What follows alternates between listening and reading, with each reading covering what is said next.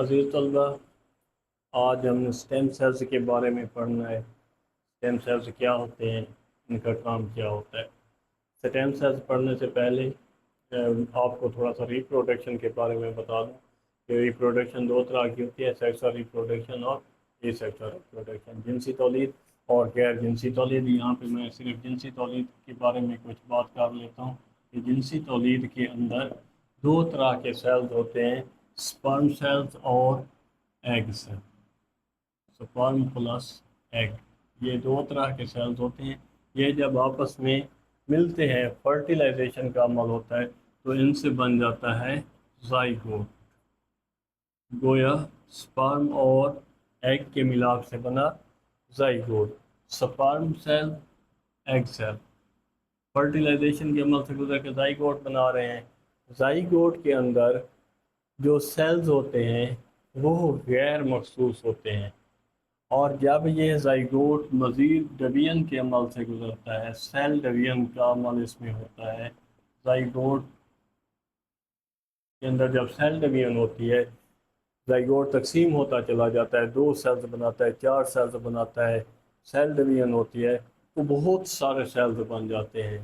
اور وہ جو سیلز ہوتے ہیں، زائگوٹ کے جو سیلز ہیں، یہ غیر مخصوص ہیں یا انڈیفرینشیٹڈ ہے، اسے انڈیفرینشیٹڈ بھی کہہ سکتے ہیں۔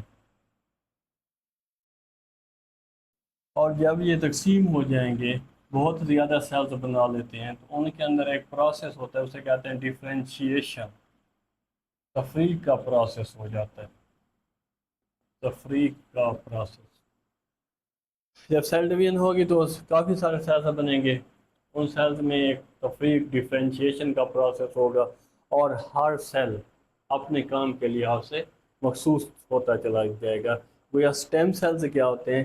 سٹیم سیلز، یہیں پہ میں ان کی تعریف لکھ دیتا ہوں کہ یہ غیر مخصوص سیلز ہیں، انڈیفرینشیٹڈ سیلز ہیں، جو تقسیم کے بعد مخصوص ہو جاتے ہیں، اسپیشلائزڈ ہو جاتے ہیں، ڈیفرینشیٹڈ ہو جاتے ہیں، اسپیشلائزڈ یا ڈیفرینشیٹڈ۔ اسٹیم سیلز کون سے سیلز ہو گئے؟ وہ غیر مخصوص سیل جو تقسیم کے بعد ڈیفرینشیشن کے عمل سے گزر کر مخصوص ہو جائیں۔ جب سیل شروع میں بنتا ہے تو اسے اس کے کام کا پتہ نہیں ہوتا، جیسے ہی اس میں ڈیفرینشیشن ہوتی ہے تقسیم کے بعد تو وہ اپنے کام کے لیے مخصوص ہوتا چلا جاتا ہے۔ جیسے آپ نے پڑھا ہے، ہم نے پیچھے پڑھا ہے چیپٹر میں، نارڈ سیل پیغام رسانی کے لیے مخصوص ہیں، اسی طرح ہمارے red blood cells oxygen carrying کے لیے مخصوص ہیں، ہمارے مسل سیلز، ہمارے یہ جو ڈھانچہ ہے اس کے سہارے کے لیے، اس کی موومنٹ کے لیے مخصوص ہیں۔ اسی طرح ہمارے جو ڈیفینس سسٹم کے لیے وائٹ بلڈ سیلز ہیں، امیون سسٹم کے لیے، تو گویا ہر سیل مخصوص ہوتا چلا جاتا ہے ڈیفرینشیشن کے بعد۔ ہمارے جسم کے اندر اسٹیم سیلز موجود رہتے ہیں۔